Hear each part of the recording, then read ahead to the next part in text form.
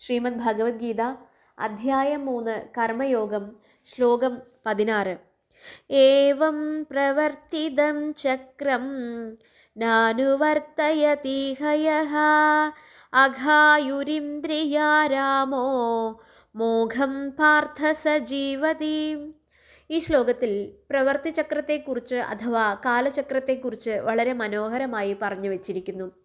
ഈ ഭൂമുഖത്ത് സസ്യലതാദികളും പക്ഷിമൃഗാദികളും മനുഷ്യരും ഉൾപ്പെടെയുള്ള എല്ലാ ജീവജാലങ്ങളുടെയും സമഞ്ജസമായ സമ്മേളനത്തിൽ വളരെ സന്തുലിതമായി യജ്ഞഭാവനയോടുകൂടി വർത്തിക്കുന്നതാണത്രേ ഈ പ്രവൃത്തിചക്രം. പക്ഷേ ഏതൊരു മനുഷ്യനാണോ തൻ്റെ സ്വാർത്ഥ ലാഭത്തിനു വേണ്ടി ഈ പ്രകൃതി വിഭവങ്ങളെയും സ്രോതസ്സുകളെയും ചൂഷണം ചെയ്യുന്നത്, അവനെ ഈ ശ്ലോകത്തിൽ അഘായുഹു ഇന്ദ്രിയാരാമ എന്നെല്ലാം പറയുന്നു. അഘായു എന്നാൽ പാപായുസ്സുള്ളവൻ, ഇന്ദ്രിയാരാമന്മാർ എന്നാൽ ഭോഗതൃഷ്ണയ്ക്ക് അടിമപ്പെട്ട് തൻ്റെ ഇന്ദ്രിയങ്ങളെ വിഷയസുഖത്തിനു വേണ്ടി മാത്രം, സ്വാർത്ഥചിന്തയ്ക്ക് വേണ്ടി മാത്രം ഉപയോഗപ്പെടുത്തുന്നവൻ എന്നർത്ഥം. ഉത്കൃഷ്ടമായ യജ്ഞഭാവനയോടുകൂടി കർമ്മം ചെയ്യാൻ ആരും മുന്നോട്ട് വരികയില്ല.